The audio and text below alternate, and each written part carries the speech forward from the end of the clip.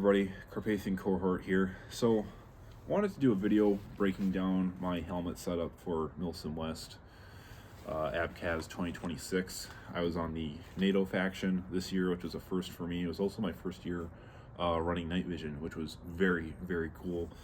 Shout out to Steel Industries. That's where I got my PVS 14 White Foss. Great investment, no buyer's remorse whatsoever. Totally recommend it. Plan on doing a more in-depth video on night vision in the future, but for today I just wanted to break down my helmet. So this one's kind of unusual. This is a Busch, I believe it's the AMP1. Busch helmets are a little bit more common in Europe.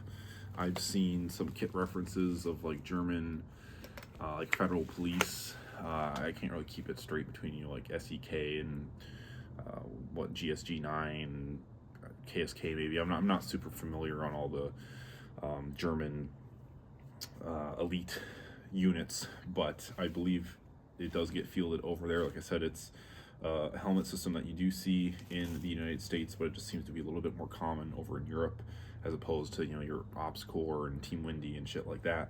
So this helmet is just kind of your standard high cut. The padding system is a little bit lackluster. I had to put some custom pads in there to kind of make it fit a little bit better. I'm hoping to eventually replace the entire suspension system in this, because honestly it just wasn't super comfortable, but it was definitely serviceable. You know, I was wearing this pretty much most of the time that I was at Milsim West. I was either running my night vision on it during the night, so it was always on during the night, and then during the day I was usually wearing it for the most part.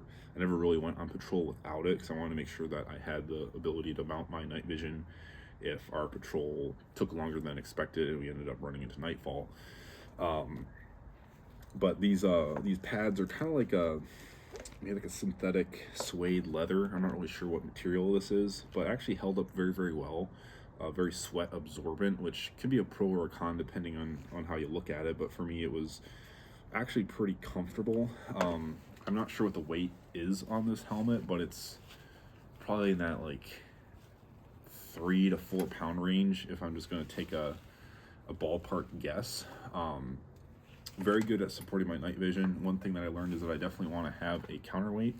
This is a helmet cover multicam specifically cut for the Busch AMP1. It's made by Agilite, however you say that.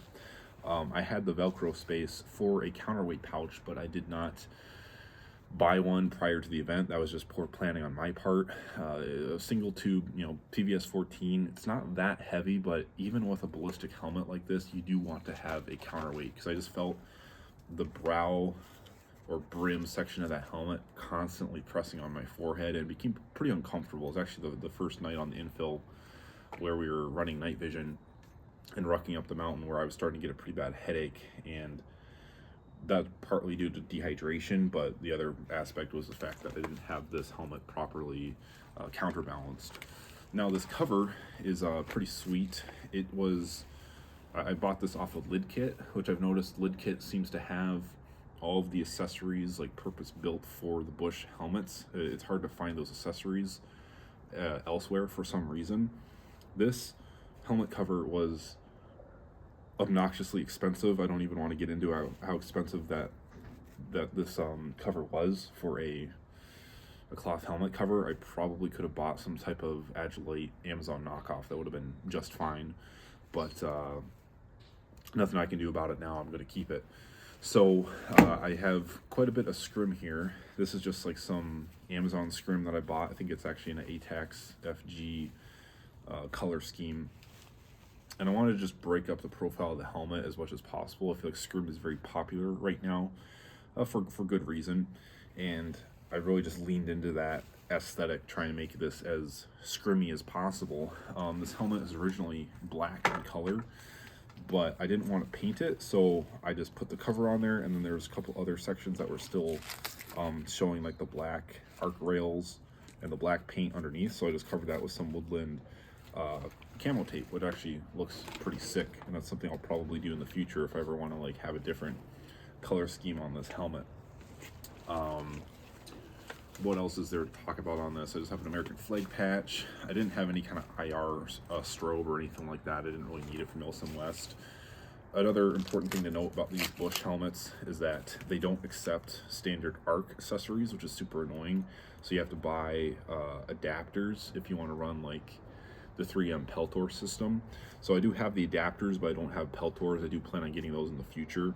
That was another oversight on my part, is I didn't have any kind of electronic hearing protection. And even though ABCAS is a outdoor event, you'd be surprised at how loud the blank fire and the pyrotechnics can be.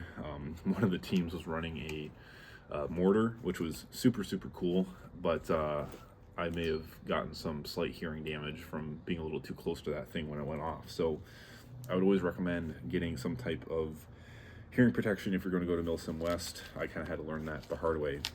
It's not worth saving money by not having that.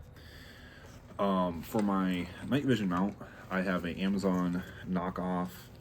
This is like a copy of the Narotos Rhino mount, I believe. And this thing actually performed pretty flawlessly. You know, I had to check my hardware a couple times on the J-arm and all that stuff to make sure that it wasn't getting loose and that I wasn't going to lose any parts. But it, you know, it functioned as intended. It was like $100 something bucks on Amazon. I would post the link, but I looked for it and I can't find it anymore. It's really buyer beware when it comes to purchasing knockoff night vision mounts. I don't think you need to go out and buy a $500, you know, Wilcox G24 necessarily, but if you're going to be buying something off Amazon, you have to keep in mind that, you know, these are all made in China, but they're not necessarily made in the same factory, and they're not going to have that certainty of quality control that the American-made products are going to have. So you just want to keep that in mind. I wasn't too worried about it because I have the Nod Lock made by Wetworks. This was super nice. So it's basically just a little buckle that attaches to, or another buckle clips into it, and that other buckle is lanyarded to my PVS 14 with a little bit of shock cord. So it gives you just a little bit of extra stability, and it really gives you that peace of mind that even if this comes off, or the J-arm breaks, or some other failure occurs in the mounting system, my night vision is still going to be directly attached to my helmet. So that's a nice little feature. Just if I can get some of the tape out of the way here, it just screws in directly with that that screw that attaches the arc rail to the helmet. And there should be, if I remember correctly, a washer or thread, yeah, on the inside of the helmet, like a back face to it. So you just unscrew that, make sure you don't lose the backing piece, attach the Nod Lock, and then screw it back down, and it just kind of sandwiches in there. So it's really a nice system that I really enjoyed using, and just gave me that extra peace of mind that I wasn't going to be losing my nods. So overall, like I said, it was really fun running a ballistic helmet, especially having night vision. You know, you can always run a replica helmet, something that's non-ballistic, or a bump helmet. It's going to save you some strain on your neck.